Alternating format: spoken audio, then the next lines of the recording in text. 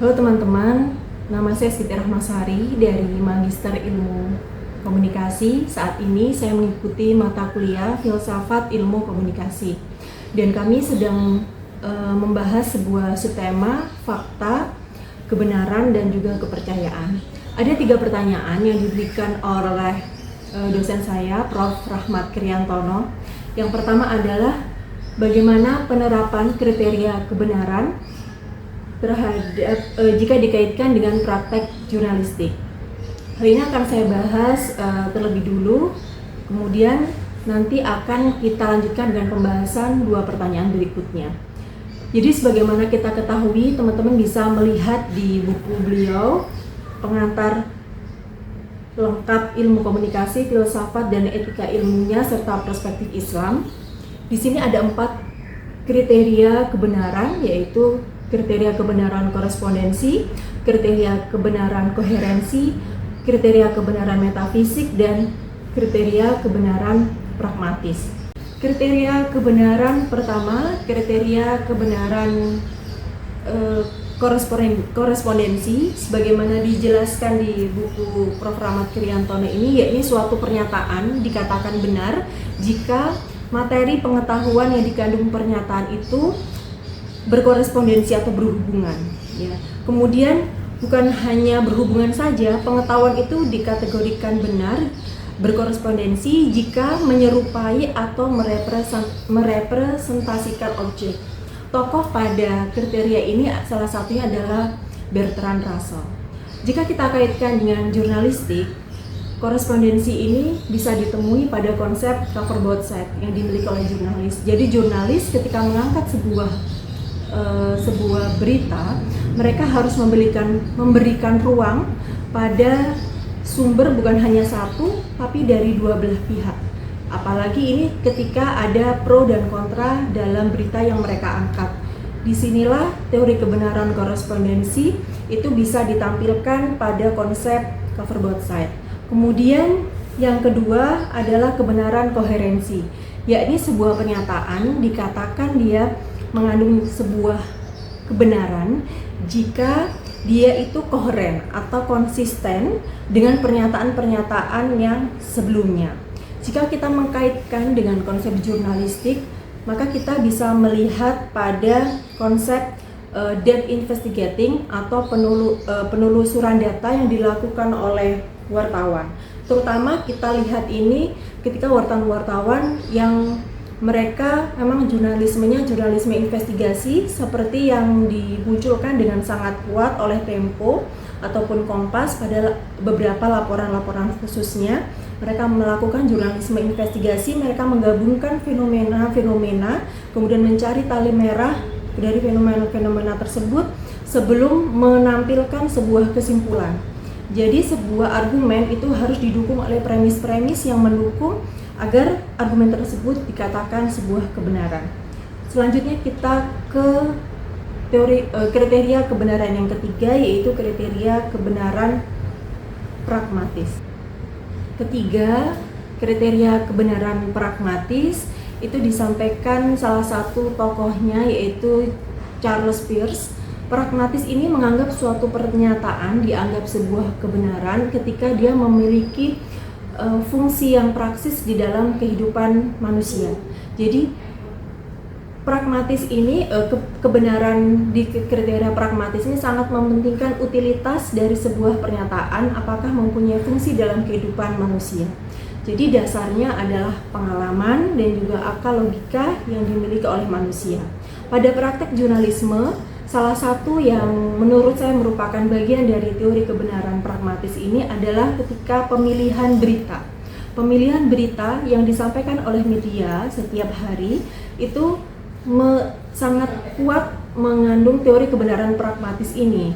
Redaktur atau pemimpin redaktur sebagai pucuk pimpinan yang memilih berita apa yang akan dipublish, berita apa yang akan dijadikan headline, dia melihat apakah berita-berita tersebut memiliki fungsi untuk masyarakat maupun bagi medianya sendiri, apakah ada efek ekonomi dan politik gitu ya.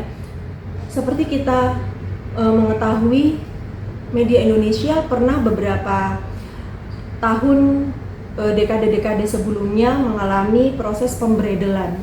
Di situ redaktur harus memilih angle, harus memilih bahasa yang mereka gunakan gitu, karena ancaman-ancaman beredel. Mereka melihat fungsi dari berita tersebut dipilih, bagaimana fungsinya dan bagaimana dampaknya yang akan diterima oleh institusi media. Kriteria kebenaran keempat, kriteria kebenaran metafisik.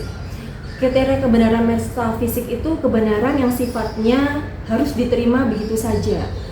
Kemudian walaupun secara empiris dia tidak bisa dibuktikan atau tidak bisa benar-benar diindrawi oleh panca indera manusia. Al-Ghazali sebagai salah satu ilmuwan Islam itu menyatakan bahwa pada dasar pemikiran Islam, pada pengetahuan alam, secara epistemologi, semua sumber yang digunakan adalah dari wahyu. Pada penerapan jurnalistik, di dalam pemikiran Islam, saya mengambil contoh untuk kaitan jurnalistik dan konsep metafisik ini. Di dalam pemikiran Islam ada yang kita kenal dengan konsep tabayun. Konsep tabayun ini sebenarnya mirip dengan cover both side. Jadi dalam sebuah pemberitaan, ketika itu berasal dari satu orang saja sumber beritanya, kita tidak bisa menjudge bahwa berita itu benar. Harus ada proses tabayun apakah memang hal tersebut yang benar-benar terjadi. Itulah yang juga diberikan oleh konsep cover both side. Jadi memberikan ruang kepada setiap pihak yang terlibat untuk menyampaikan pendapatnya sesuai dengan sudut pandangnya masing-masing. Pertanyaan yang kedua adalah bagaimana keempat kriteria kebenaran itu ada di dalam agama kalau kita kaitkan dengan konsep tentang kiamat. Di sini saya akan membahas terkait dengan agama Islam. Yang pertama adalah kriteria kebenaran korespondensi. Di kriteria kebenaran korespondensi, sebagaimana Bertrand Russell sebagai salah satu tokohnya merupakan filsuf yang empirik. Semua dibuktikan dengan apa yang bisa diindrawi oleh panca indera manusia. Ini merupakan konsep kiamat ini, jika kita lihat dari teori korespondensi ini, merupakan tidak bisa dibuktikan secara fisik atau diindrawi, sehingga sulit dijelaskan dengan teori kebenaran korespondensi. Karena di Islam semua didasarkan atas wahyu. Tapi jika kita melihat ke teori kebenaran yang berikutnya, yaitu teori kebenaran koherensi, di mana sebuah kebenaran bisa dikatakan kebenaran jika dia itu didukung oleh pernyataan-pernyataan yang sebelumnya. Kita bisa melihat di dalam Al-Quran ada pernyataan yang konsisten tentang konsep kiamat ini. Konsep kiamat bisa kita lihat salah satunya di surat An-Nisa ayat 87 yang artinya Allah tidak ada Tuhan selain Dia, sungguh Dia pasti mengumpulkan kamu pada hari kiamat yang tidak ada keraguan di dalamnya. Siapakah yang lebih benar perkataannya daripada Allah?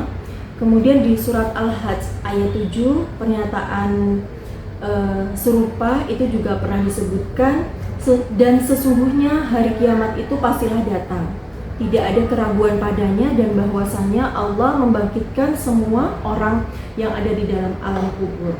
Dari situ kita bisa melihat konsistensi Al-Quran yang merupakan wahyu, salah satu dasar yang digunakan oleh umat muslim untuk menjalankan kehidupannya, itu secara konsisten menyebutkan tentang keberadaan kiamat nanti di hari akhir.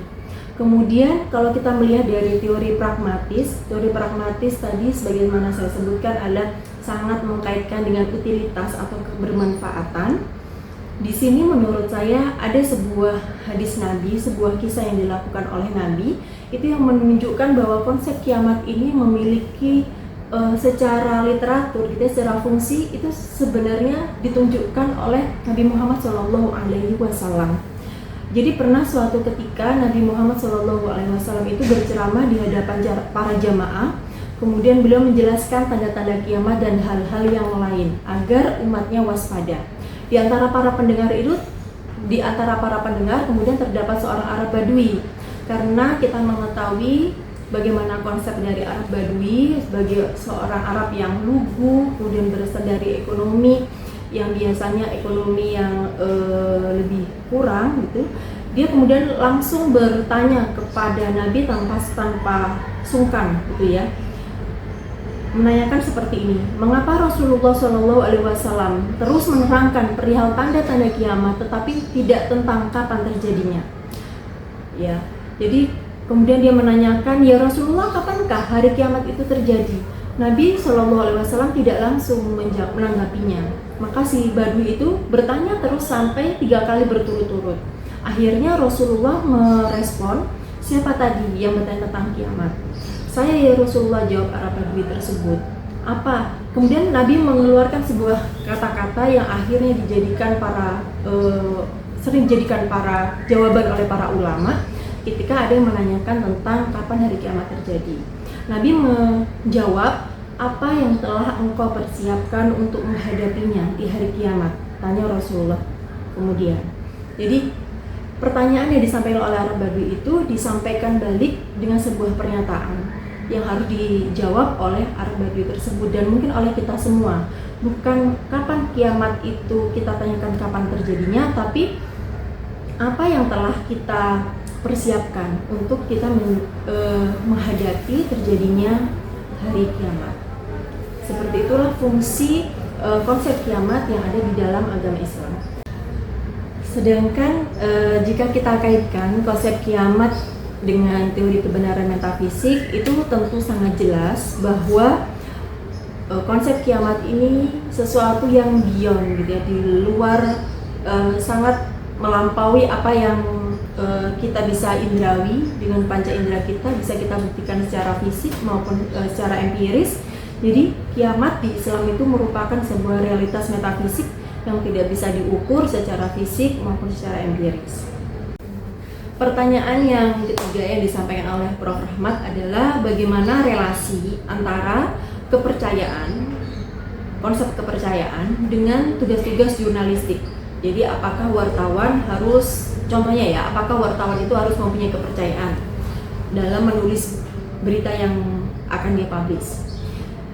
Kalau kita melihat dari pengertian yang ada tentang kepercayaan yang ada di buku ini, kepercayaan itu merupakan keyakinan pada diri sendiri bahwa seseorang atau sesuatu itu mengandung nilai kebenaran, terlepas dari apakah fakta tersebut mengandung kebenaran atau tidak, gitu ya.